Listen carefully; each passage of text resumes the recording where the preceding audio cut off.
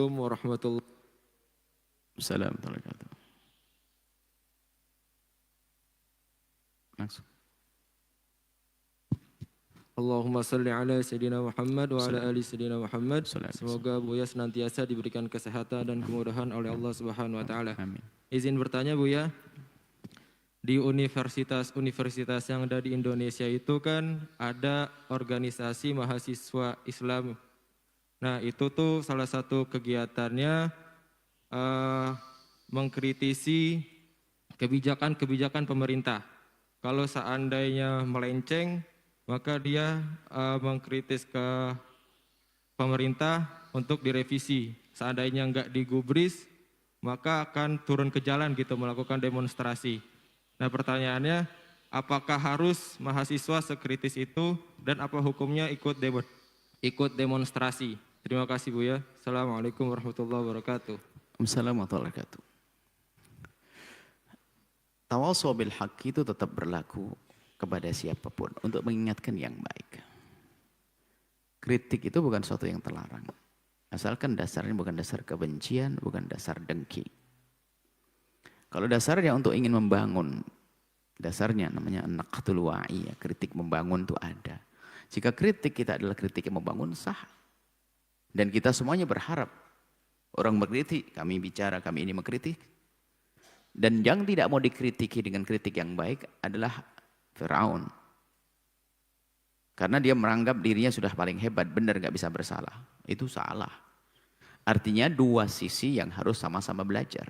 Siapapun Anda siap dikritisi. Sebab kritik itu sesungguhnya untuk mengangkat martabat Anda kalau Anda paham. Kemudian cara kita mengkritisi harus kita tata hati kita, jangan karena kebencian. Karena itu lawan politik saya. Atau karena saya tidak cocok karena mengangkat dia bukan kelompok saya. Nggak boleh begitu. Kita mengkritik harus betul-betul objektif. Kita kalau mengkritisi betul karena itu tidak benar dan kita sampaikan. Dan itu ada marhalah, martabat, marhalah. Langkah awal kita hanya mengirim surat atau bagaimana menyampaikan. Kedua adalah dengan cara tertentu. Mungkin sampai ketiga, kalau sudah tidak digubris dan tidak diberi jawaban, tidak perhatikan, tidak peduli ya. Demo, dan karena di negeri kita demo adalah termasuk salah satu cara untuk menyampaikan pesan, ya diizinkan maka demo yang benar. Maka jangan salahkan demo setelah itu, karena undang demo kan diizinkan. Di negeri ini demo adalah untuk mengungkapkan satu keinginan, aspirasi rakyat. Apa istilahnya ya sekedar bisa saja kritik rakyat. Kritik rakyat bisa saja dalam bentuk demonstrasi. Kemudian kalau menyalurkan aspirasi dan yang lainnya bisa dengan saja. Termasuk diantaranya adalah kalau kita punya keinginan, punya ide-ide, yaitu tadi ada apa namanya?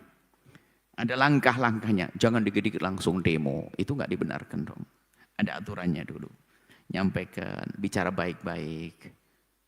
Dan bukan mencaci dan bukan menghujat. Ya. Baru nanti kalau ternyata dari pihak yang bersangkutan kok dikritiki nggak mau. Memberikan jawaban juga enggak. Buat perubahan juga enggak. Kemudian tetap saja membuat kerusakan yang pasti nggak ada khilaf di dalamnya. Ya kalau sudah begitu ya. Kita perlu lebih keras lagi, lebih tegas lagi. Tapi ingat, kita harus punya adab. Nggak boleh seenaknya, caci maki, olo-oloan bukan cara. Islam tidak mengajarkan yang demikian itu. Kemudian kita pun bagi yang mengkritisi harus tulus. Malam harinya sudah berdoa. Coba tanyakan kepada yang ngadakan demo semuanya itu. Dari mahasiswa. Kalau Anda tulus, pernah Anda ngadep kepada Allah di tengah malam? Ya Allah, aku ingin menyampaikan kebenaran hari ini. Berikan kekuatan kepada kami. Sampaikan pesan ini ke hati beliau-beliau ini ya Allah. Pernah enggak begitu?